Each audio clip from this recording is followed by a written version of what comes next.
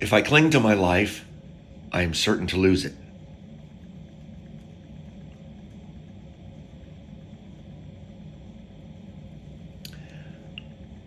I used to like to watch the series Kung Fu.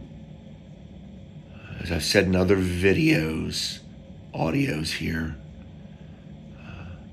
as one of my other audios are entitled, I hold the Bible to be a good book, but not the only book.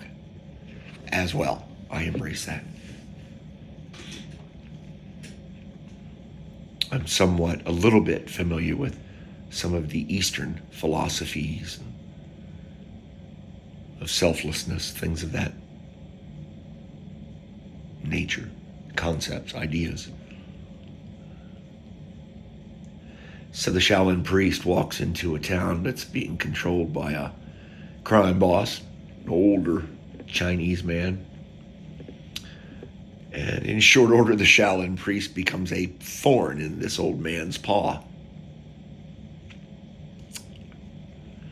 And he calls him in, and he begins to attempt to coerce this priest to either get out of town or whatever.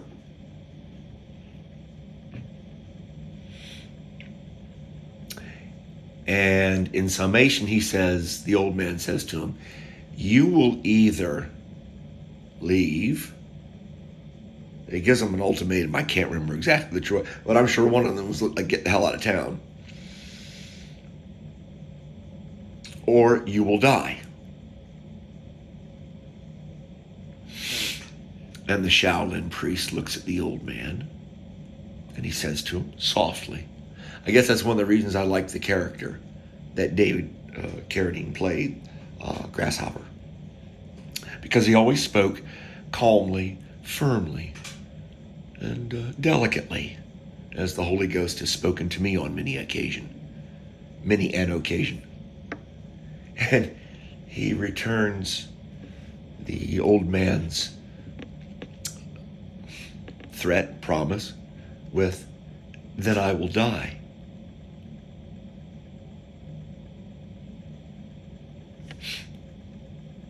That's a nice place to be. Quick aside, it reminds me of Dr. Reed and his wonderful bride that was way too good for him. Way too good for him. They were talking about flying to Jamaica one year, home one year for a family, whatever. And that was before I started to invite myself along, because I'm a cad. I attempted to invite and did get myself invited along on a later trip. But that night, as a quick aside, they were flying, and I looked at them. They were standing side by side in the living room, and I looked at them and I said, "Don't y'all ever get afraid of flying, especially in light of everything that's been happening now?" At that time there had been a lot of plane mishaps, just in general, as I recall. And they looked at me, and it's almost like they went Star Trek on me. It's like they started to get this glow around them, like the aliens are revealing themselves as these energy beings. And they looked at me, and they both got that smile, that beautiful smile. And I can't remember if it was Dr. Reed, probably was Dr. Reed, might have been Mama. And they looked at me. One of them, heck, they may have said it in unison for all I can remember. And they just looked at me, and there's this glow around them, and they smiled, and they said, "We're ready."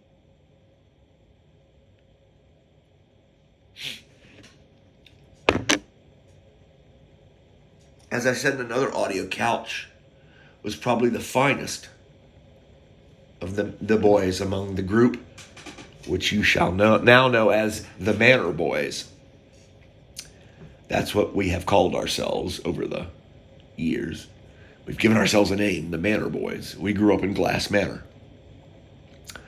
in the 60s, early 70s. So, Couch has since left us. I've imparted to you in another story. I guess a week or so later, I find myself, I'm down in there. I'm sorry, but I've scored drugs in better places. Well, on a par. We're down in there. It's a rough neighborhood. Beautiful church. Beautiful church.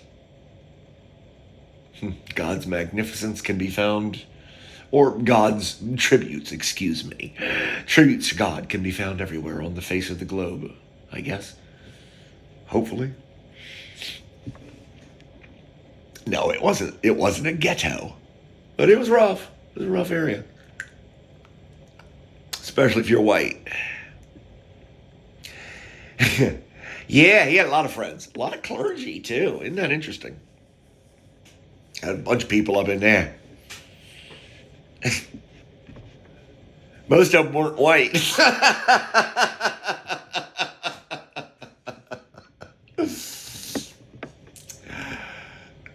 It's funny. Papa was a Rolling Stone. Wherever he laid his hat was his home. That's me. I'm blind to color. I like to fancy myself. Blind to color and stature, financial status, and I'd like to think I treat the street beggar the same as I would the President of the United States. Okay.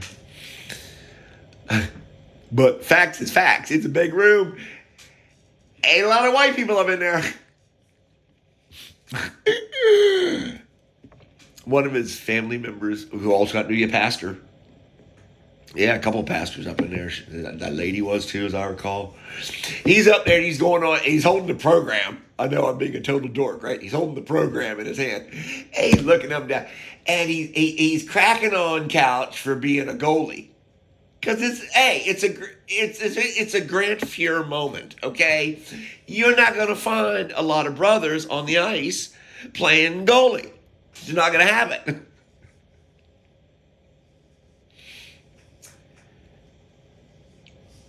And he was known as Couch because we didn't have a lot coming up.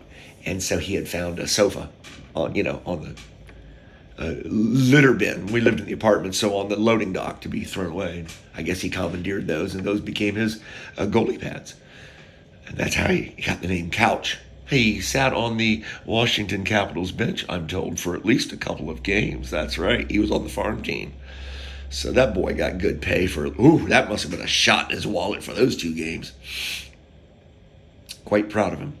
But anyway, the pastor's like cracking on him. He's like, what's a brother doing out on the ice, playing goalie? And then he stops after he gets through just ragging on Couch. And he stops and he's holding the program in his hand. He's looking at it. He says, what? Who are the Manor boys?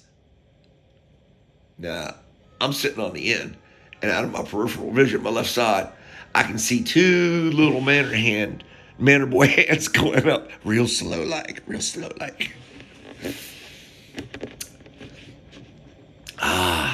Yeah. That was sweet. It was a very nice service. Now, the reason I'm telling you the story. We're leaving out of there. We got like one light to negotiate before we can hit a thoroughfare and blow out of town. I remember the light was red, and I remember looking at the far corner, and there was a man just standing there on the corner. But it's like he was looking directly at me. And he was smiling. It was such a warm and gentle smile. I want to say he was wearing a beret and a jacket. And I want to say both of those articles of clothing were of a brown nature, different shades maybe. But that's all I can really remember. I can see the man's face, but the face isn't important somehow to me in the memory. It's the beret, the smile, and the jacket. Light turned green. And, I didn't say anything. I noticed him. It's as if he was smiling right at me. So light turns green, went back our way back to good old Southern Maryland. Down here. Smibland. I'm a Smib.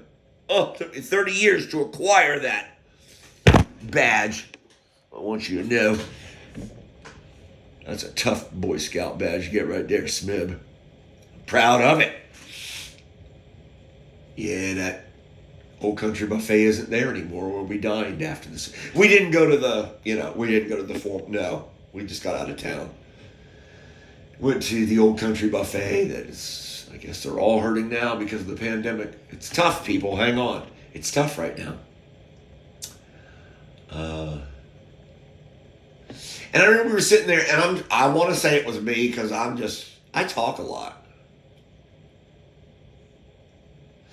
And I want to say I brought up this guy. I was like, hey, you know, when we was leaving Couch's service, remember we were at a light, and we were at this red light, and do you remember? I remember seeing this guy standing on the court, and the other two men like clockwork said, yes, I remember him. Like clockwork. I mean, it was like rat trap.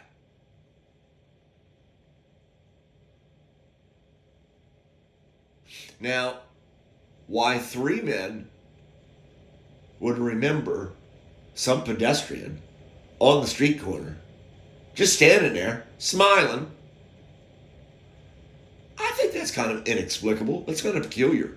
Unless each one of us saw that man smiling at them as if he was the only one they were smiling at in the car. He was smiling at. Oh, too many pronouns. Keep up with me. You know what I'm trying to say here. Just keep up with me. Well, that's the only reason I can think of, that all three of us in the Cracker Barrel, in the Old Country Buffet, would, at the moment of this man being mentioned in our recent memory, for all three men to pounce on it like orcas do great white sharks, just to eat their liver. I like that. Sorry, that was an aside. Pounced on it. Like three of us pounced on it like predators on a fresh kill. Why is that? I love you all, no matter what.